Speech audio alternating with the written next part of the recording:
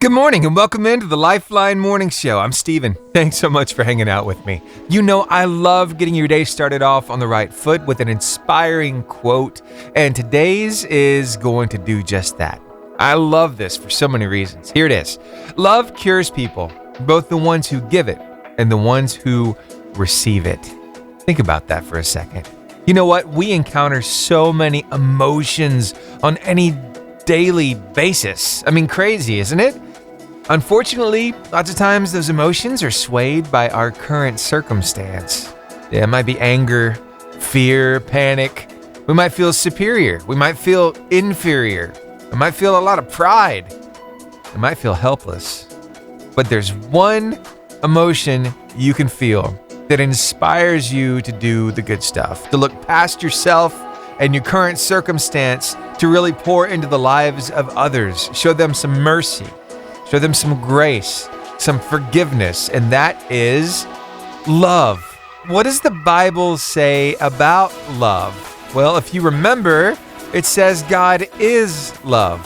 So, we have the amazing opportunity, the esteemed privilege of sharing Him with others.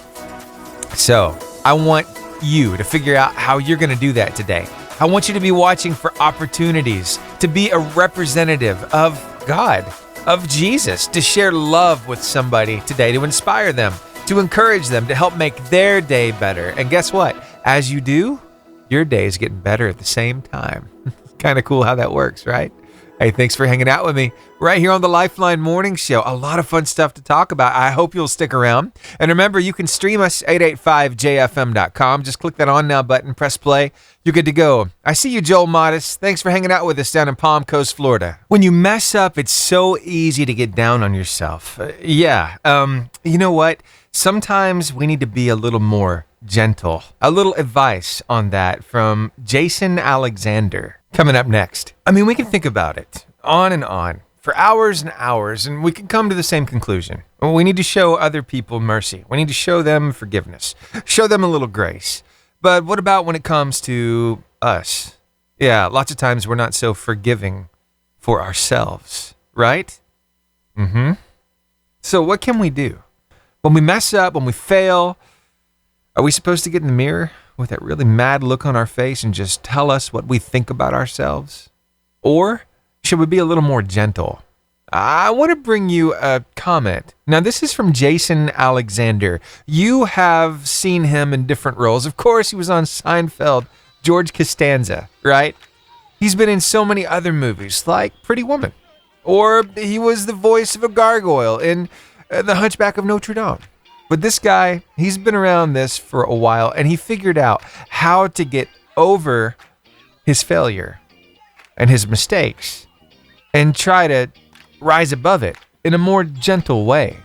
And here's what he had to say about it. As you begin to find your way of working and you bump into something and you go, I can't make this work, be gentle with yourself. Larry, I keep quoting Larry Moss because I studied with him for 14 years, and he's quite brilliant. You don't yell at a bud because it isn't a flower yet. It's going to be a flower, but it opens when it's time for it to open. If you're working on something that is beyond your ability at the moment, it doesn't mean it will be beyond your ability in a month, but at the moment, it's going to frustrate you. Acknowledge it and go, I'm not getting this. I'm not achieving what I want to achieve right now. Tomorrow. I'll make another choice tomorrow. I'll look at one of these elements another way. Or I need to go out and observe something that is this in life and see if I can learn something from that. We are all works in progress, and it takes a little patience to get us where we need to go. So just remember that today. If you find yourself kind of down on yourself right now, you're mad, you're frustrated because you failed, you made a mistake, you came up short, you know what? You can make another decision. Learn from that mistake and make the decision that's not going to put you there in the future. And sometimes it takes a few tries to get it right, but you will get there. Give yourself a little mercy. God loves you, and He's for you. He's in your corner, and He's going to give you everything you need to make it happen. Hey, keep Him in the loop. Let Him know what's going on, and watch circumstances change and watch your outlook on your own self change as well. You see yourself as less of who you think you are and more of who He knows you are. So remember that. Your word of life today comes to you from Matthew chapter 6, verse 11. It's short, sweet, to the point. It says this: give us today the food we need. That's it. Simple. Now, you could interpret that as being the food that we need to eat to keep our bodies functioning, or you could even say, hey, the food we need to eat to keep our spirits nourished. See, that one simple scripture can mean so many different things. It's kind of cool, isn't it? Pretty deep. Again, that's Matthew 6, verse 11 in the New Living Translation of the Bible. Why don't you share it with somebody today and tell them what it means to you? It's a great way of sharing your faith. We've got it ready for you across all of our socials. That's Facebook, Instagram, YouTube, Twitter, and TikTok, and it's always at the top of our website, 885jfm.com. Coming up here on the show, I'm going to have a story for you. Oh, it's a rescue story. It's a hero story, though the guy says, no, don't call me a hero. I was just there to help. Oh, it's such a cool story. I hope you'll stick around. I hope you've had a chance to get out on Lake Gunnersville sometime this summer. It's so much fun because there's not just fishing going on from the banks or from the boats. There's also a lot of tubing and I don't know, a little wakeboarding, kneeboarding, stuff like that. We've been able to get out there on the water a few times so far this season. And let me tell you, it's a blast. Getting out there, getting in the water, cooling off. My daughter, she is getting better and better on the kneeboard, and she loves the Big Mabel. That's a big tube we pull behind the Tri-Tune, and it just skids across that water. It's so much fun. We even stopped off at Shell Island. Actually, that's where we go there just every time we get out on the water, basically. There are these couple of rope swings, and my daughter loves them. Just grab it, swing out there, let go, and every now and then, you get some guys out on Shell Island who want to show off a little bit, and they start doing their front flips and their back flips and everything that comes along with that. Sometimes they stick the landing, and sometimes it turns into a belly or a back flop. It's a lot of fun to watch. But anyway, the reason why I'm talking about this is you can never be too careful when you're out there on the water. You know, it looks so fun and inviting, but sometimes things can turn tragically dangerous out there on the water. So, with that in mind, a little story of how things did take a turn for the worse, but there just happened to be a couple people in just the right place at just the right time to make sure everything was okay. I love how God does that. Stick around. I want to tell you this story about a hero, but he wouldn't say he's a hero. More about that coming up next. I've been out for about 3 to 5 years. I've never seen anything like it. Yeah, that's Ryan Mesa. He was sitting out on his front porch just watching the waves. He lives right along the water up in Oregon. Yeah, and it's nothing out of the ordinary. Just watching people out on their boats, watching people fishing from the bank, and just another beautiful day, right? Enjoying the great outdoors. Well, that's when he noticed that things were getting a little weird out there. Yeah, he kind of watched something unfold that is not so out of the ordinary. I mean, they're on the water, you're going to have people on jet skis, right? And every now and then, these people, well, they're going to find themselves thrown off of that jet ski and in the water. And usually, I mean, it's a no-brainer. They've got their life jackets on, they just crawl back up on that jet ski and they go about their way, right? Have more fun. The problem is, things were not so ordinary. Yeah, started hearing these girls screaming for help. The jet ski was floating away, and one of these girls, well, her life jacket was twisted around her neck, and so with every wave that came, she was breathing in a mouthful of water. It was awful. So Ryan, he tried to spring into action, tried to find his life jacket, and as he was looking for it, time was wasting. Luckily, there was somebody else down on the bank fishing, and he saw what happened as well. So he went ahead. He ran down the shore, found a place where he could jump into the water, and he got out there as quick as he could to try to help these girls. He didn't know which one to help. Las dos venían. Yeah, they were screaming, yelling for help. Yeah, that's minor, and he knew he had to do something. So, like I said, he went ahead, he jumped in. He had a rope tied around his waist just for good measure to keep himself safe, which is very important, by the way.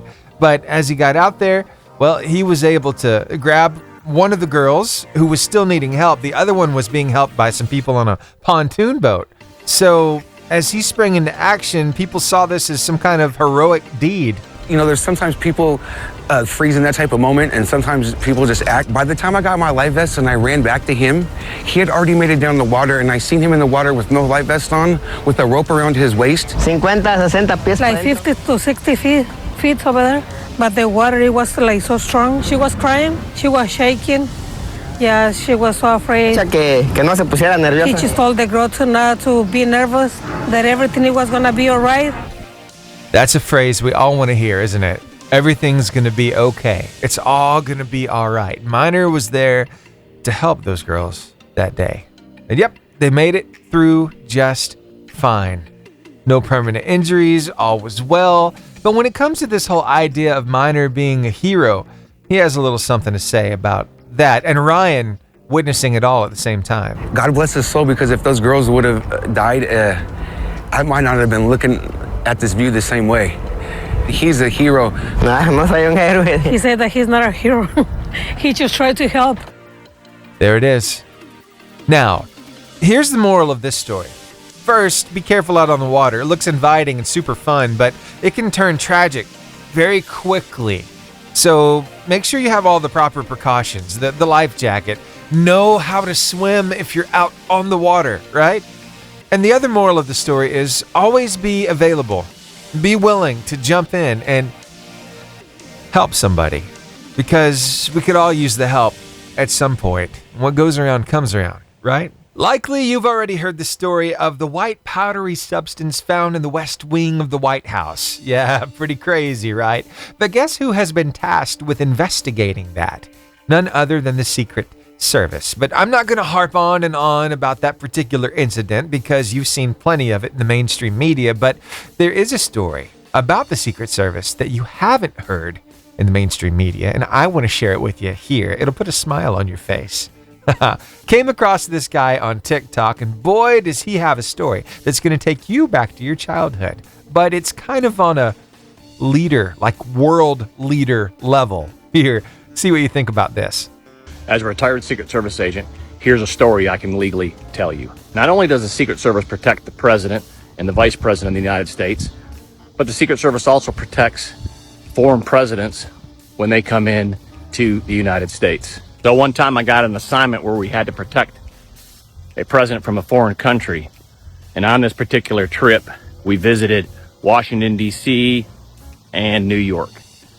While we were in Washington, D.C., he made a stop to his country's embassy. We escorted him to the door, and generally we don't go inside another country's embassy. So we were just kind of waiting outside for him. And after a short period of time, an employee from the embassy came out and said that they had lunch for us in a break room. So our shift leader decided that he would send us one by one in there to eat lunch. When it was my turn to go into the break room, they had these lunches kind of stacked up in to-go boxes. And I grabbed a box, sat down on the table, and I was just about to start eating when I realized someone else had come in the room and had grabbed a lunch, and they were sitting down next to me. And when I looked over, it was the president that we were protecting. So I quickly grabbed mine, lunch, to walk out of there. And he said, no, stay, eat with me. But about halfway through our meal, he asked if I would trade one of my sides in my box for one of his sides. And so I did. And I thought, this reminds me of being in 4th grade in the cafeteria when I trade a bag of barbecue potato chips for a chocolate chip cookie. And that was one lunch conversation I'll remember for the rest of my life. Bringing it back to the basics. How do you like that? Did that put a smile on your face? Yeah. Do you remember trading sides in the lunchroom? Oh man, that is so relatable. I love that there are stories out there, and I love that I can share them with you because that's the kind of stuff you're not really going to hear on CNN or even Fox News, but it's something you're going to be able to hear right here on 88.5 JFM on the Lifeline Morning Show because it's fun, it's good, it's wholesome. It's one of those stories that just makes you feel better, you know? We're not so different after all. Even between us little lowly folks and all of those world leaders out there. Hey, we still put our pants on one leg at a time. Just a nice reminder. Thanks for hanging out with me.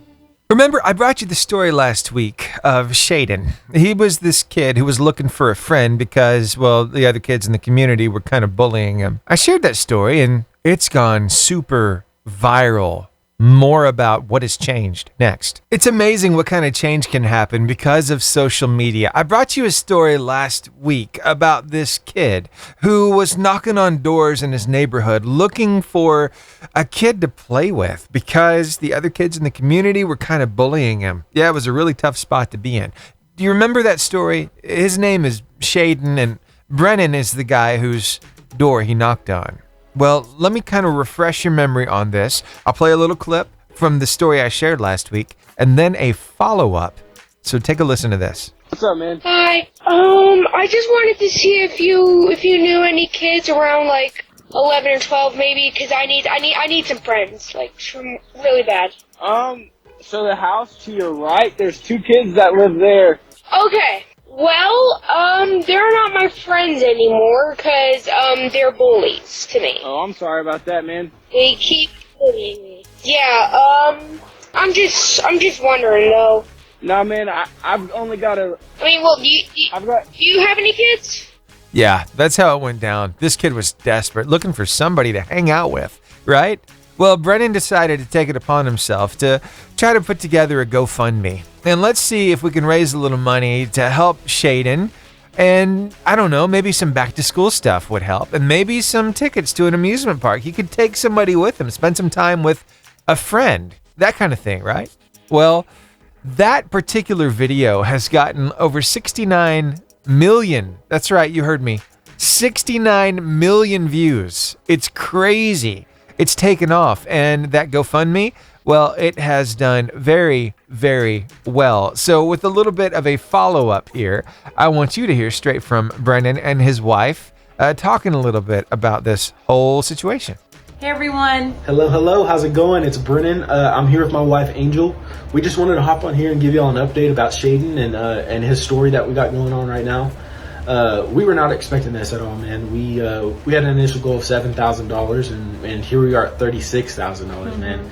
We're thankful that we were able to do this for this young man, and we're thankful for y'all because I mean it would not have happened without TikTok, man. It's crazy, man.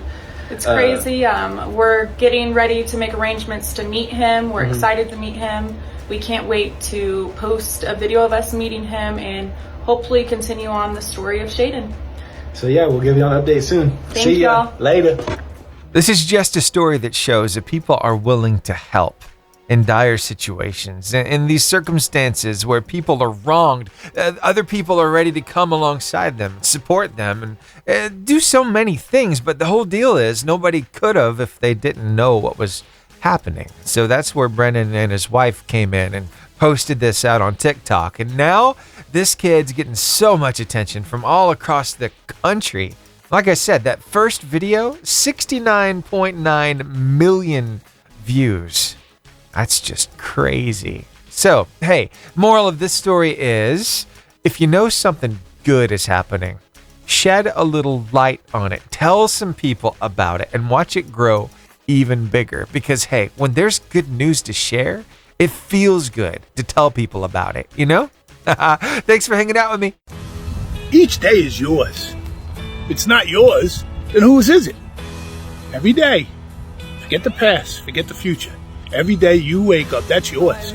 Seize it, sleep through it, run through it, fight through it. But if you can, love through it. Just go out and be the blessing to somebody. God bless you. God blessed us, and here we are. Having an absolute blast here on the Lifeline Morning Show. We're about 8 minutes away from kid cuisine. Yeah, this is going to be a lot of fun. These weird culinary crimes our kids make in the kitchen. We're going to have some fun with that. Plus, somebody's going to be winning some ice cream from Jaden's ice cream truck after that. So stick around. I hope you're ready to call in and win. It's 8 o'clock. You know what that means? It's time for some kid cuisine. Yeah, our kids, they get bored, they get hungry, they're in the kitchen, they get creative with the food. I don't know, have they made a sandwich out of Eggos yet? I'm telling you, you got to watch them. And yeah, during the summer, you got to keep the pantry and the fridge stocked because these kids, it's like they have no bedtime and they stay up all hours of the night. And they stay up, they get hungry. There are snacks, mom and dad. Yeah, they're probably crumbs in their bed right now. But hey, I want to talk about this kid cuisine stuff because we've been doing this like every day this summer, a different recipe every weekday. It's been a lot of fun, and I really want to see what you have to bring to the table, what your kids have been doing, how creative they've been getting. But culinary crimes do happen in this part of kid cuisine. All right, so today is less about creating something new by mixing ingredients, and it's more about utilizing the value that's already there. Okay, so here's where I'm going with this. So your kid goes to get something to drink, maybe just some tap water. They want some ice water though. It needs to be cold, so they go to the freezer and there is no ice. But there are other frozen things in the freezer, and besides, it's the same value, right? It brings coldness. Well, so your kid finds the bag of pizza rolls, says, you know what? These will do just fine. And they put the pizza rolls in the water to chill the water. Yes, you got it. Pizza roll ice cubes. Yeah, it brings a whole flavor to the water too, and they'll find that out. Just gross, right? It's like you're drinking soggy pizza rolls. Nasty. Anyway, if you want to see that for yourself, going over to our Facebook page, it's pinned right there at the top, and we want to see what your kid has to offer for this kid cuisine as well. So please go over there and comment, snap a picture, send it to us, let us know what's going on because we want to talk about it on the radio. Now stick around because I've got an opportunity for you to have an amazing sweet treat coming up very shortly.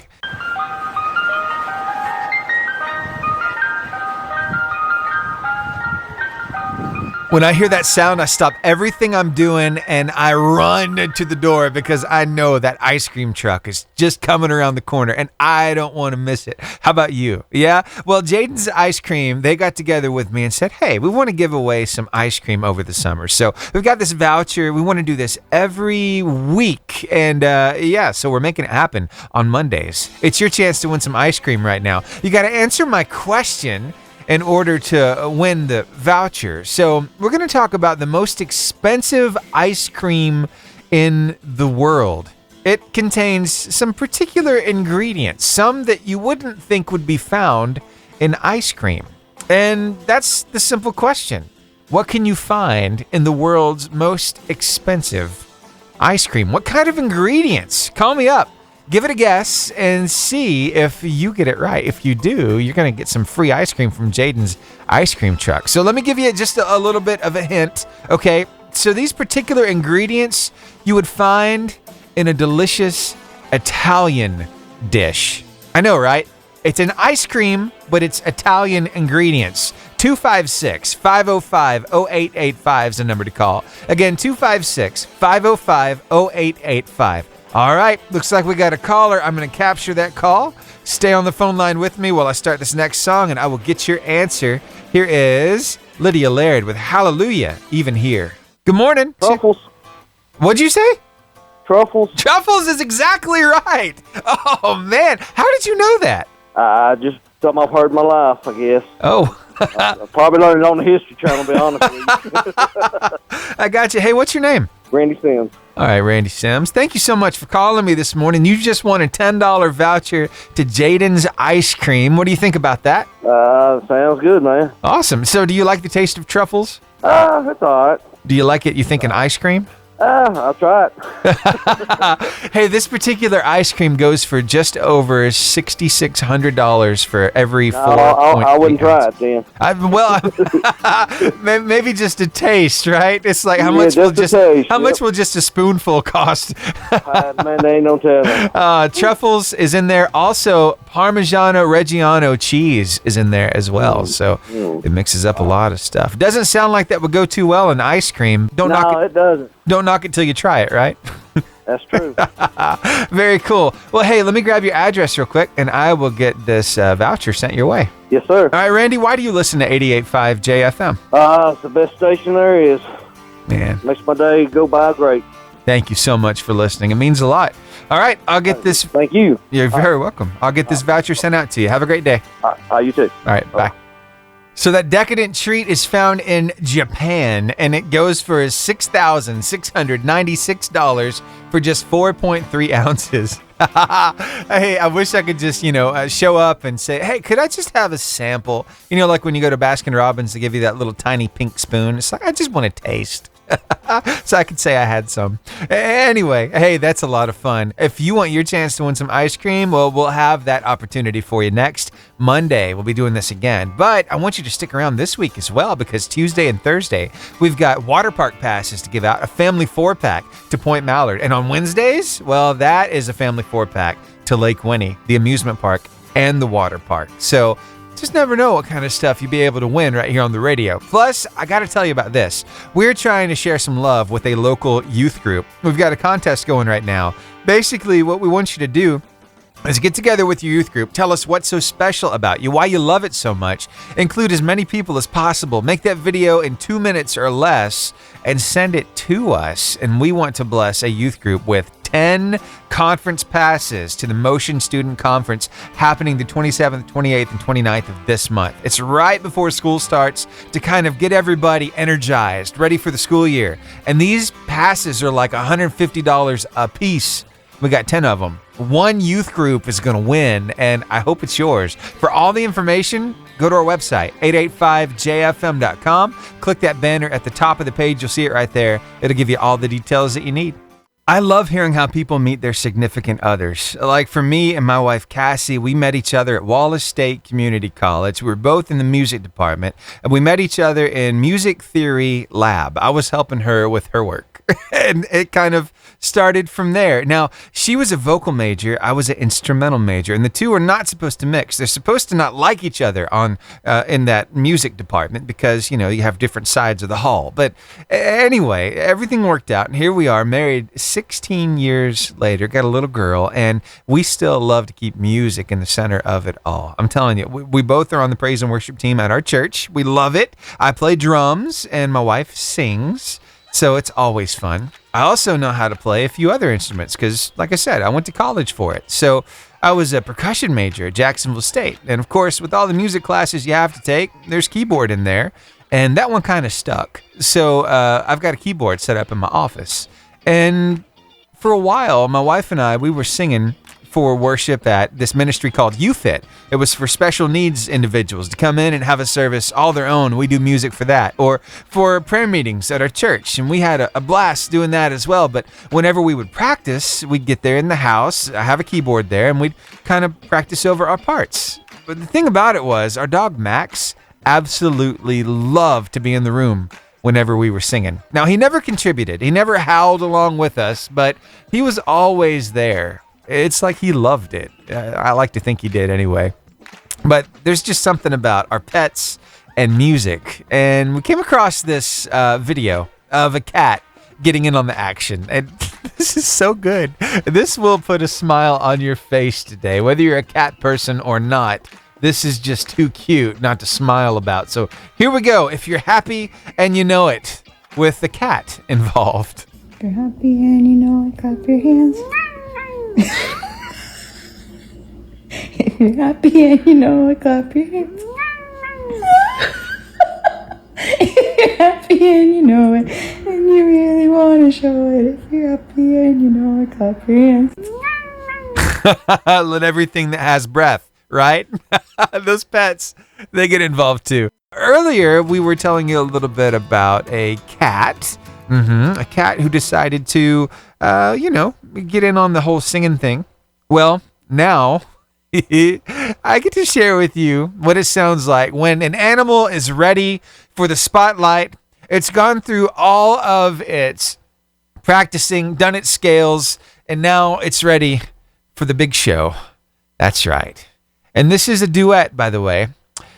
On a farm in South Carolina, this farmer is joined by an animal. You've got to hear this.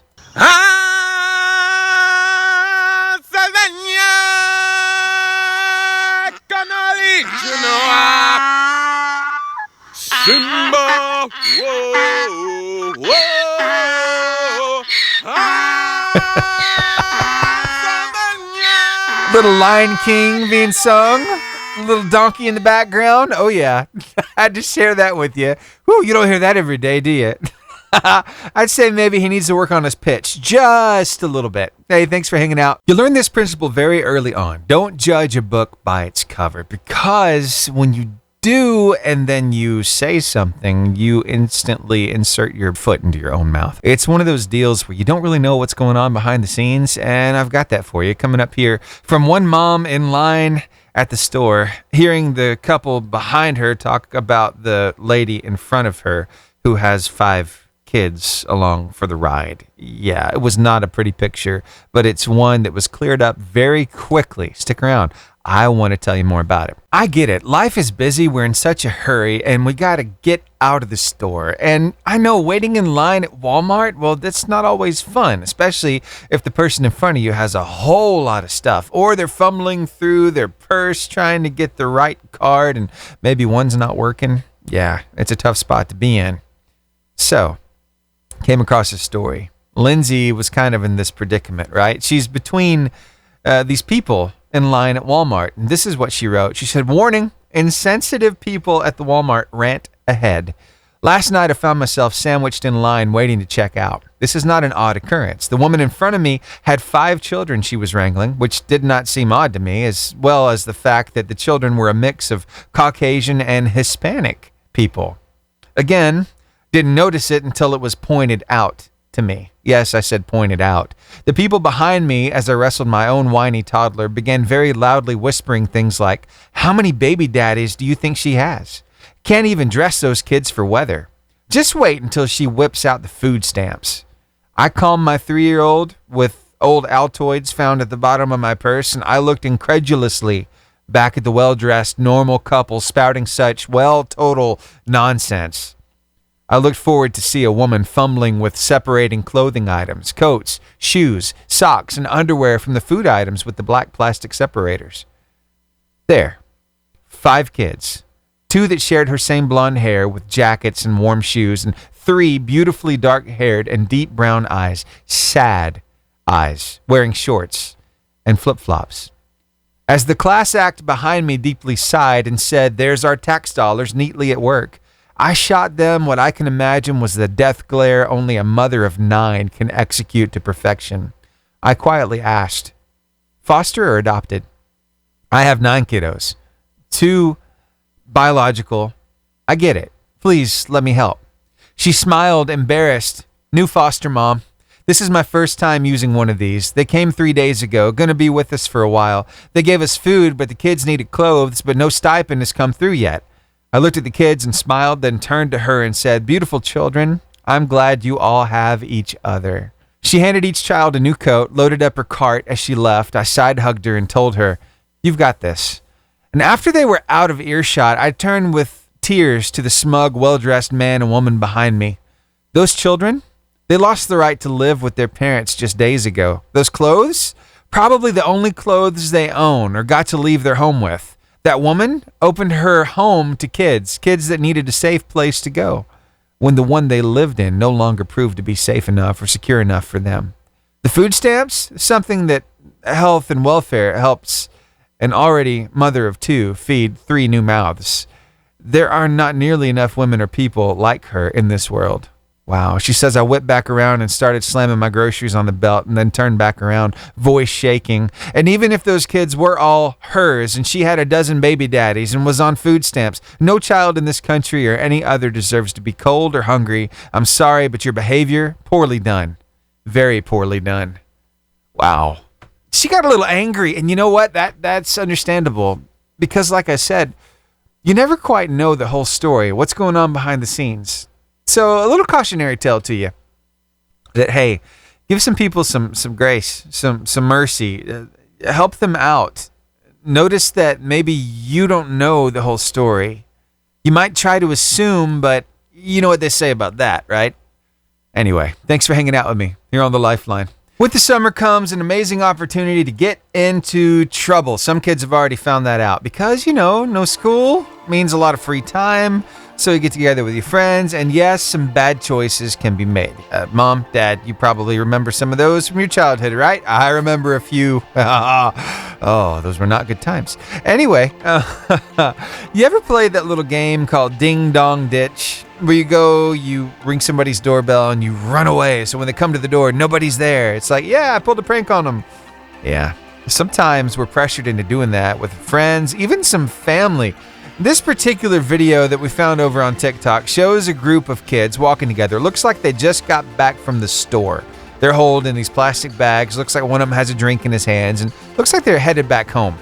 And while they're on their way, well, some of them decide to play that little game of Ding Dong Ditch, but there's one in particular that just doesn't want to do that. In fact, he stands out. He has a little something to say to the person because this Ding Dong Ditch was happening on one of those video doorbells, which kind of ruins the whole prank, right? But what this kid had to say was absolutely amazing. I think you'll love it too. So here, take a listen. Ignore them, they're losers. The Ding Dong Ditching you. I'm just trying to say something nice. Like, I don't know what they're doing, they're running away and stuff. I'm just trying to say that you matter, man. Or girl. Whoever you are, you matter to someone. Just keep that in mind. Don't forget that. There's always going to be somebody that cares about you. And you're a good person. No matter what people say, you matter. What do you think about that? Sharing a little love right there. While his friends were ding-dong ditching. Yeah, nuts, right? So, hey, so many comments on this video, by the way. That video has gotten millions of views because it's so relatable.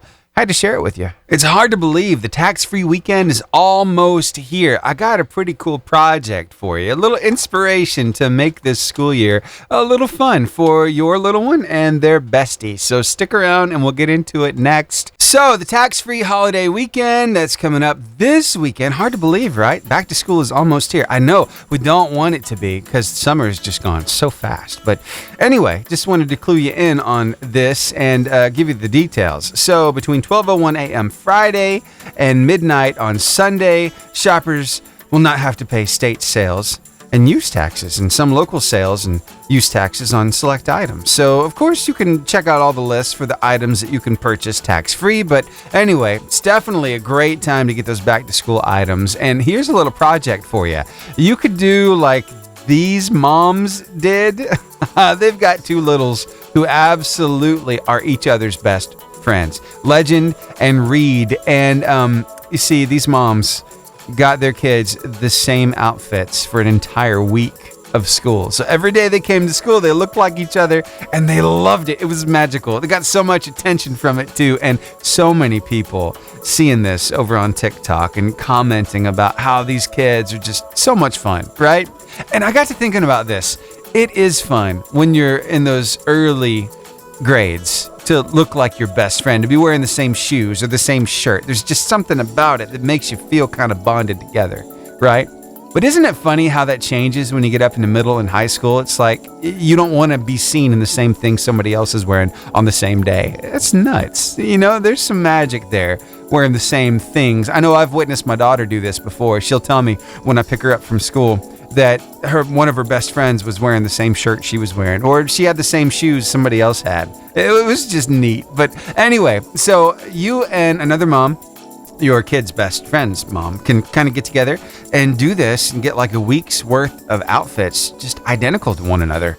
How cool would that be? And if you do that, please let me know about it here at the station. I want to talk about it on the radio. It's a pretty big deal. But yeah, Legend and Reed, best friends forever. For sure. Just an idea for you. And a little reminder about that tax-free weekend. This whole idea of being introverted or extroverted. I mean, sometimes it can get you into trouble because you kind of pigeonhole yourself into one category and you think, well, that's just me. I'll never change. Well, there's always room for change. Believe me. And actually, it might be kind of weird how you came to the conclusion that you're an introvert or that you're an extrovert. Here, I came across this comment and it really made me think about it. So I want to share it with you. I used to think I was introverted because I liked being alone, but it turns out I just love being at peace, and I'm extroverted around people who bring me peace. Ooh, that makes perfect sense, doesn't it? Yeah, extroverted around the people who bring you peace. Isn't that usually how it goes. I mean, you kind of warm up to somebody you enjoy being around, and it's like you can't shut up. You're very extroverted around them. Yeah. Hey, thanks for hanging out right here on the Lifeline Morning Show. I would consider myself a pretty introverted person until I get in here in a studio with a microphone. I'm pretty extroverted. You guys bring me peace. So thank you for hanging out with me. I'll see you right back here tomorrow from 6 to 10 for another Lifeline Morning Show.